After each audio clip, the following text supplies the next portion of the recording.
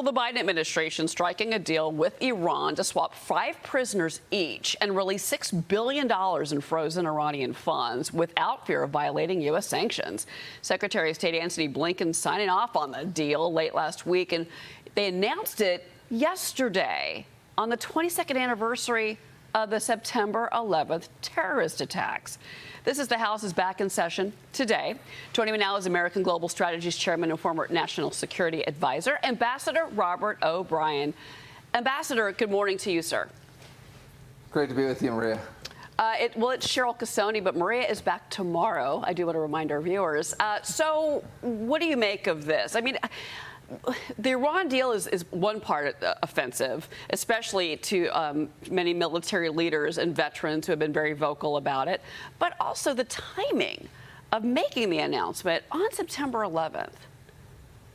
Yeah, so Iran is the biggest state sponsor of terrorism, and to give them access to $6 billion on 9/11 just doesn't make any sense at all. It sends a wrong message to our adversaries. It shows American weakness, and it creates a market for new hostage taking. If hostage takers think they can get $5 or $6 billion for 5 or 6 Americans, $1 billion a person, it puts Americans all over the world at risk of being taken hostage. And so that's unfortunate. Now, the one thing I'll say, having formerly been the hostage negotiator for the United States, I'm glad to see those Americans getting home to their families, and God bless them. It's not their fault that the Biden administration cut such a bad deal and couldn't negotiate their way out of a paper bag with the Iranians, but giving the Iranians $6 billion to then invest that in their nuclear program, their ballistic missile program, and their terrorist proxies, whether it's Kataib Hezbollah in Iraq, or Lebanon, or Hamas in Gaza, or the Houthis in Yemen, is a bad idea.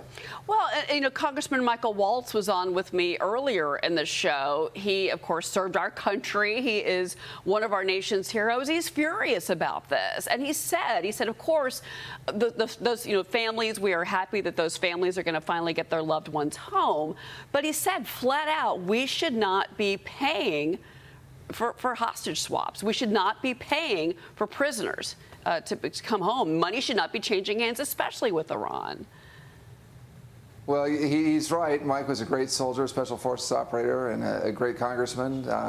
And the problem with paying for hostages, and we never did that in the Trump administration. We had an unparalleled record of success. We brought over 55 Americans home from, including places like Iran.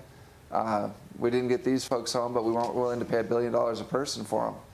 And so Mike's right. And the concern you have when you start paying ransoms and giving this kind of money for hostages is you relieve the suffering of the current hostages and their families, but you create a future market for more Americans to be taken overseas, and you're just passing the misery on to future Americans who will be taken hostage because of these poor decisions. That is exactly what Congressman Waltz said, exactly that same thing. And, speaking of hostages, let's talk about Vladimir Putin and Russia.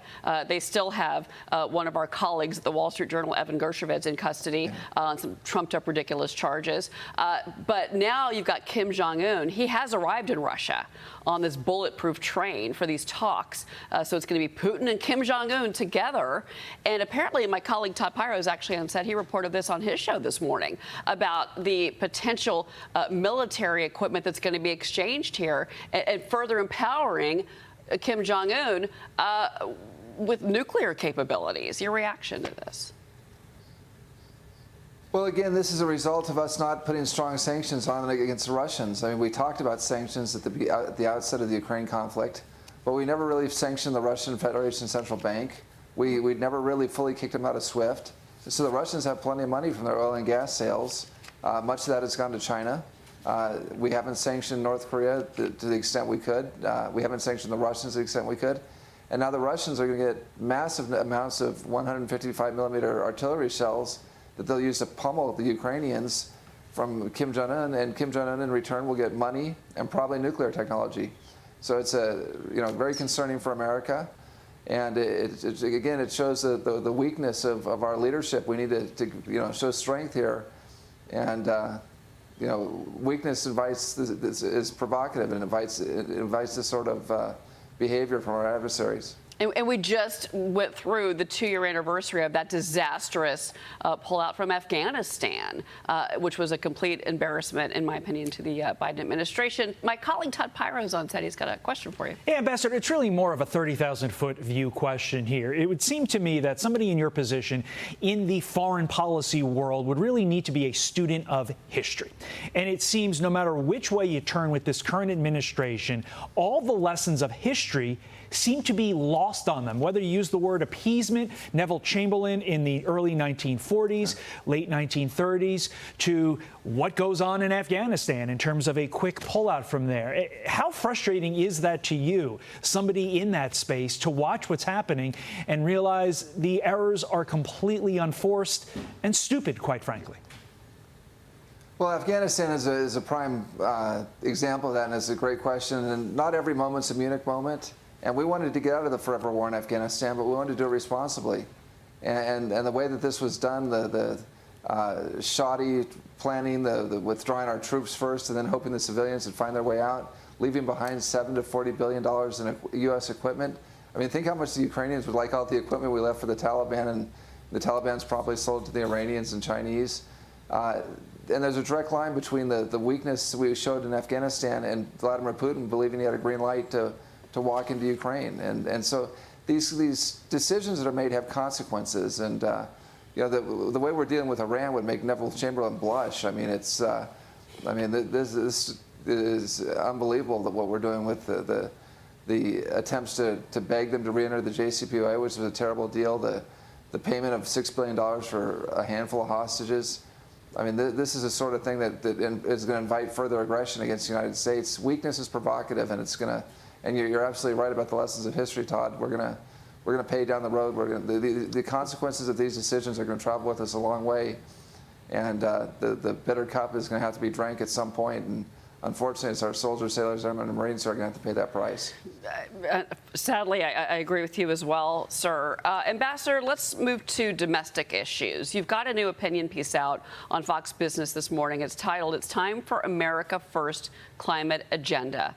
And you say that there are 3 ways that Republicans can win in 2024.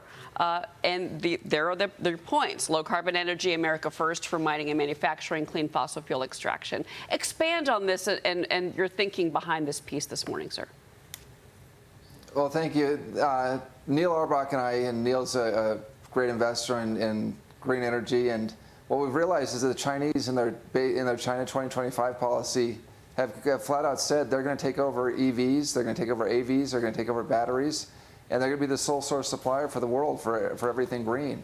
And the way they're getting there is their old playbook.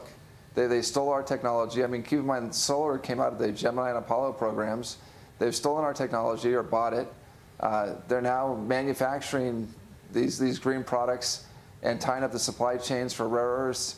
But they're doing it with dirty fuel. They're building a coal plant a month to build green energy for us. And then the consequences of that is, can you imagine the Chinese controlling everybody's car in America because they could turn off the batteries at will? They could control our electricity with chips in there and all the solar panels and wind. And so we've got to reinvigorate American manufacturing. I want Detroit to make and GM to make our electric vehicles and autonomous vehicles. You know, I want us to mine and manufacture our own rare earths and process them. We've got plenty of them here in America. We don't have to cede that to the Chinese. And then we've got to realize that we can power all this with relatively clean LNG, which the Lord's blessed us with an abundant supply of here at home. We can help supply our partners and allies, yeah. And we need nuclear. But you tell that to the Biden administration. Ambassador Robert O'Brien, it's great to have you on the show this morning. Thank you.